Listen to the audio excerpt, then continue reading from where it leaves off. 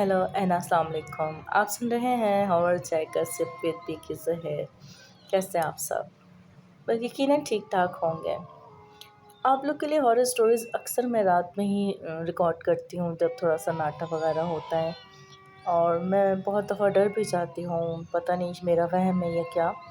आप लोग को मेरी स्टोरीज़ कैसी लगती हैं, कितनी हॉरर लगती हैं, तो मुझे लाइक कमेंट और शेयर करके ज़रूर बताया करें। आज की कहानी जिन्नात स्टोरी है तनवीर की, तो चलें तनवीर से ही आज की कहानी सुनते हैं।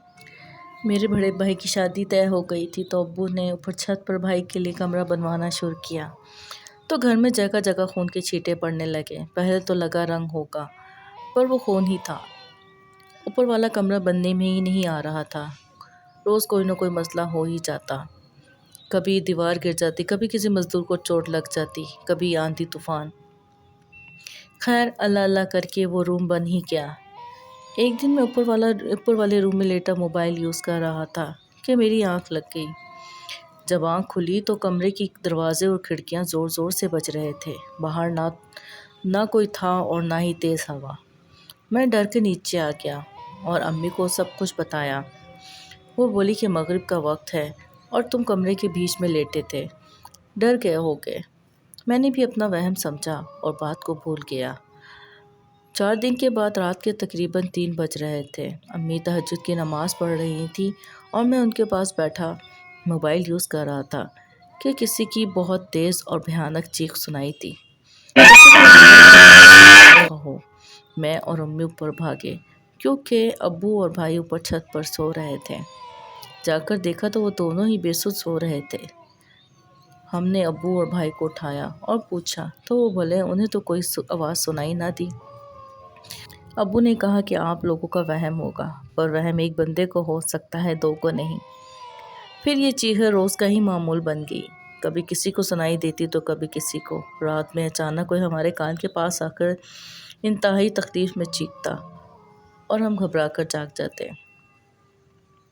ये और फिर सबको बहुत ही डरावने और अजीब से ख्वाब आने लगे।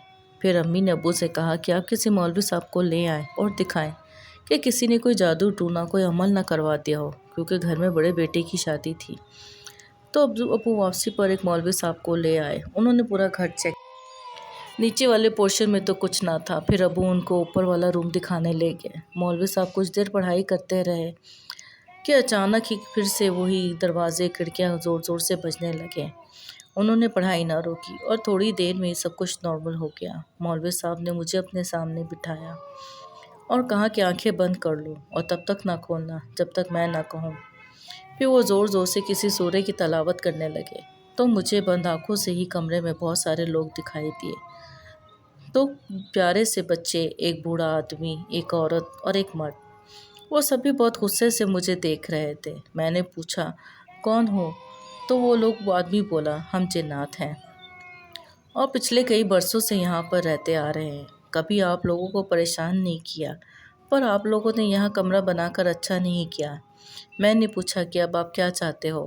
तो वो बोला कि आप लोग इस कमरे में ना आया करें, हम फिर आप लोगों को तंग नहीं करेंगे। चाहे तो छत की दूसरी साइड पर एक और कमरा बना लें। ना हमने पहले कभी आप लोगों को तंग किया है और ना ही कभी करेंगे। मौलवी साहब ने कहा कि आंखें खोल लो। फिर उन्होंने अम्मी अब्बू भाई से बात की तो सबकी रजामंदी से मौलवी साहब ने पढ़ाई कर गए इस कमरे के ऊपर ताला डाल दिया और इस कमरे को हमेशा के लिए बंद कर दिया। और भाई के लिए छत की दूसरी तरफ एक और कमरा बनाया गया, जो पता नहीं कैसे कुछ दिनों में ही बनकर तैयार हो गया।